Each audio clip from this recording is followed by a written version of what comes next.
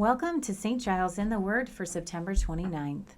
Our readings today are Mark 15 and Proverbs 13. We are reading from the New International Version.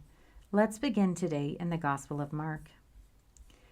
Very early in the morning, the chief priests, with the elders, the teachers of the law, and the whole Sanhedrin made their plans. So they bound Jesus, led him away, and handed him over to Pilate. "Are you the king of the Jews?" asked Pilate. "You have said so," Jesus replied. The chief priests accused him of many things. So again Pilate asked him, "Aren't you going to answer? See how many things they are accusing you of." But Jesus still made no reply, and Pilate was amazed. Now it was the custom at the festival to release a prisoner whom the people requested. A man called Barabbas was in prison with the insurrectionists who had committed murder in the uprising. The crowd came up and asked Pilate to do for them what he usually did. "Do you want me to release to you the king of the Jews?" asked Pilate, knowing it was out of self-interest that the chief priests had handed Jesus over to him. But the chief priests stirred up the crowd to have Pilate release Barabbas instead. "What shall I do then with the one you call king of the Jews?" Pilate asked them. "Crucify him," they shouted. "Why? What crime has he committed?" asked Pilate. But they shouted all the louder, "Crucify him!" Wanting to satisfy the crowd, Pilate released Barabbas to them.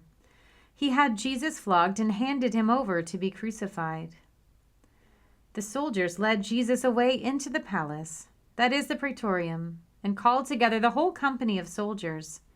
They put a purple robe on him, then twisted together a crown of thorns and set it on him. And they began to call out to him, "Hail, King of the Jews!"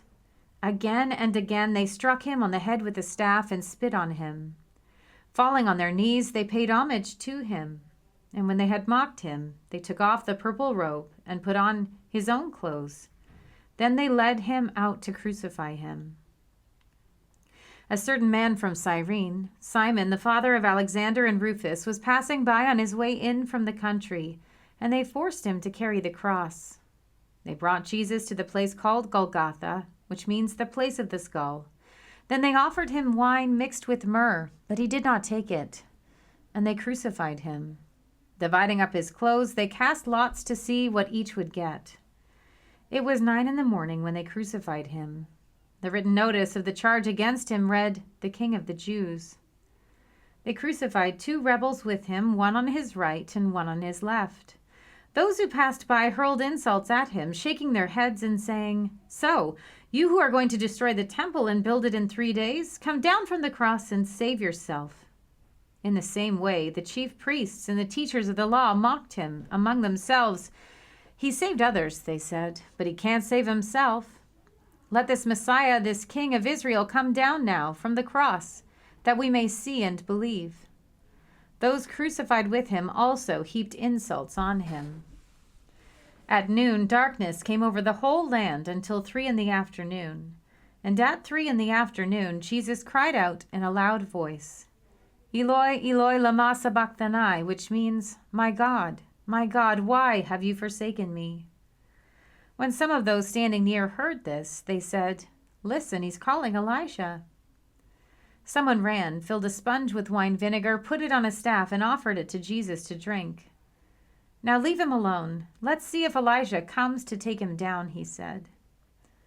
With a loud cry, Jesus breathed his last. The curtain of the temple was torn in two from top to bottom, and when the centurion who stood there in front of Jesus saw how he died, he said, "Surely this man was the Son of God." Some women were watching from a distance. Among them were Mary Magdalene, Mary the mother of James the younger, and of Joseph and Salome. In Galilee, these women had followed him and cared for his needs. Many other women who had come up with him to Jerusalem were also there. It was Preparation Day, that is, the day before the Sabbath. So as evening approached, Joseph of Arimathea, a prominent member of the council who was himself waiting for the kingdom of God, went boldly to Pilate and asked for Jesus' body. Pilate was surprised to hear that he was already dead. Summoning the centurion, he asked him if Jesus had already died. When he learned from the centurion that it was so, He gave the body to Joseph. So Joseph bought some linen cloth, took down the body, wrapped it in the linen, and placed it in a tomb cut out of rock.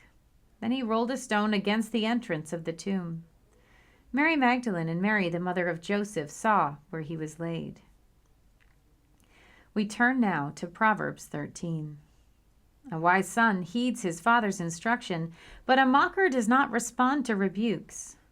From the fruit of their lips, people enjoy good things, but the unfaithful have an appetite for violence. Those who guard their lips preserve their lives, but those who speak rashly will come to ruin. A sluggard's appetite is never filled, but the desires of the diligent are fully satisfied. The righteous hate what is false, but the wicked make themselves a stench and bring shame on themselves. Righteousness guards the person of integrity, but wickedness overthrows the sinner. One person pretends to be rich, yet has nothing. Another pretends to be poor, yet has great wealth. A person's riches may ransom their life, but the poor cannot respond to threatening rebukes. The light of the righteous shines brightly, but the lamp of the wicked is snuffed out. Where there is strife, there is pride, but wisdom is found in those who take advice. Dishonest money dwindles away, but whoever gathers money little by little makes it grow.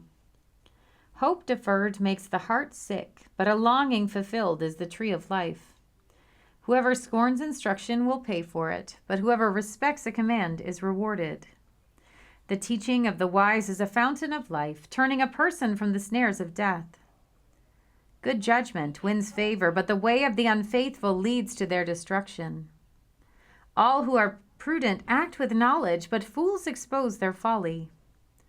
A wicked messenger falls into trouble, but a trustworthy envoy brings healing. Whoever disregards discipline comes to poverty and shame, but whoever heeds correction is honored.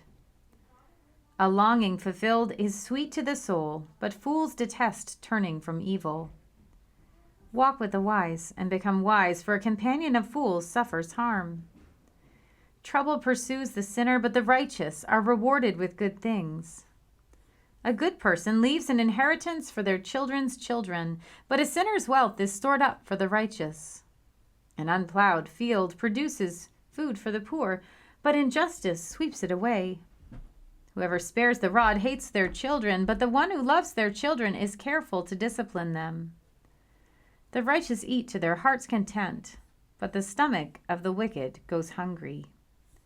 Here ends our reading for today.